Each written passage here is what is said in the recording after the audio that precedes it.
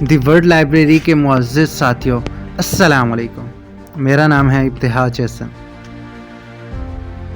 ناظرین محترم، دنیا میں موجود انسان اپنی حفاظت اور بقا کے لیے آئے دن کوئی نئی ٹیکنالوجی ایجاد کرتے نظر آتے ہیں، جس سے نہ صرف وہ اپنے ملک کی حفاظت بلکہ دنیا میں اپنا ڈنکا بجانے کے لیے بھی کوششیں کرتے نظر آتے ہیں۔ ایسا ہی ایک قدم تائیوان نے اس وقت اٹھایا جب چائنا کی جانب سے تائیوان نے اپنے لیے خطرہ محسوس کرتے ہوئے سمندری آبدوز بنانے کا عزم لیا۔ آئیے آپ کو مزید معلومات سے آگاہ کرتے ہیں۔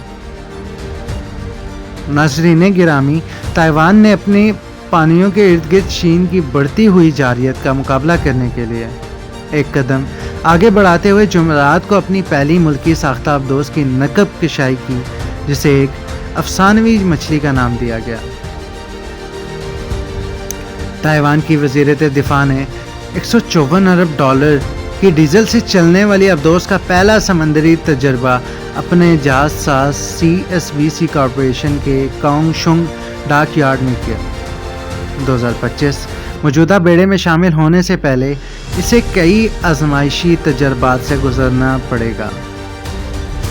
تائیوان کے صدر سائی اونگ ون نے افتتاحی تقریب سے خطاب کرتے ہوئے کہا، یہ تائیوان کے تحفظ کے لیے ہمارے ٹھوس عزم کا منصوبہ ہے۔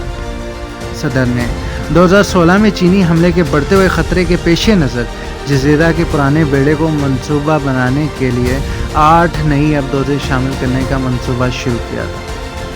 بیجنگ تائیوان کو چین کا حصہ سمجھتا ہے اور اس نے خود مختار جزیرے کو مین لینڈ کے ساتھ ملانے کے لیے طاقت کے استعمال سے بھی انکار نہیں کیا۔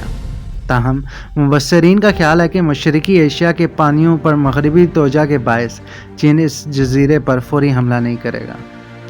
صدر نے کہا، ماضی میں ملکی ساختہ آبدوز کو ناممکن سمجھا جاتا تھا، لیکن آج ہمارے ہم وطنوں کو تیار کردہ آبدوز آپ کے سامنے ہے۔ آبدوز ہائیکن کا نام چینی ادب میں پائی جانے والی ایک دیومالائی مچھلی کے ایک قسم کے نام پر رکھا گیا ہے، جسے کن کے نام سے جانا جاتا ہے۔ اس آبدوز کو ڈیزائن کرنے اور بنانے میں 7 سال لگے۔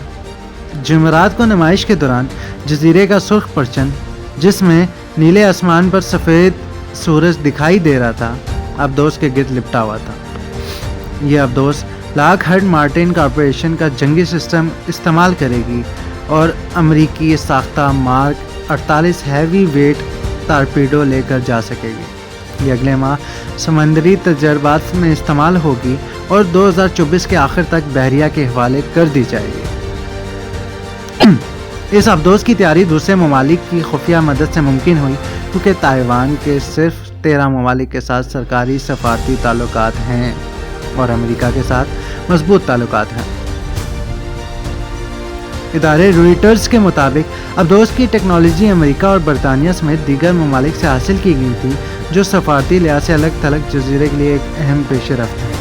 تائیوان نے انڈیا، جنوبی کوریا، اسپین، آسٹریلیا، کینیڈا کے انجینئرز، تکنیکی ماہرین اور سابق نیول افسران کی خدمات بھی حاصل کی۔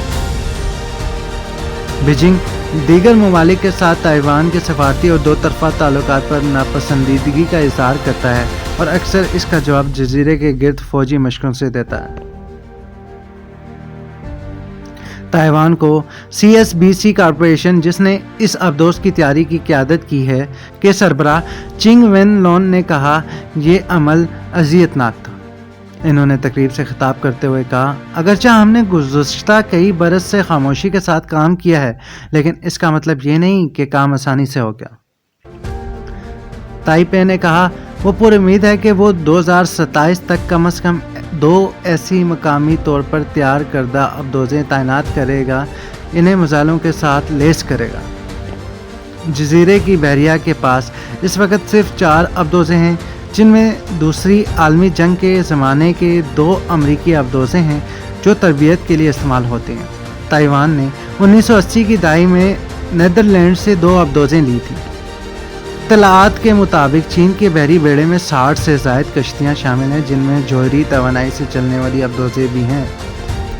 تائیوان کے وزیر خارجہ جوزف وو نے کہا، کہ ہوائی اور بحری سرگرمیوں کے ساتھ جزیرے کے قریب چین کے فوجی گرے زون کے دباؤ کے حکمت عملی سے بڑھتے ہوئے خطرے کے پیش نظر تائیوان کو اپنا دفاع مضبوط کرنا پڑا۔ جی تو ناظرین، یہ تھی ہماری آج کی ویڈیو۔ امید ہے آج کا موضوع بھی آپ لوگوں کو پسند آیا ہوگا۔ ہماری اگلی آنے والی ویڈیو تک اپنا بہت سارا خیال رکھیے گا۔ اللہ حافظ، فی امان اللہ۔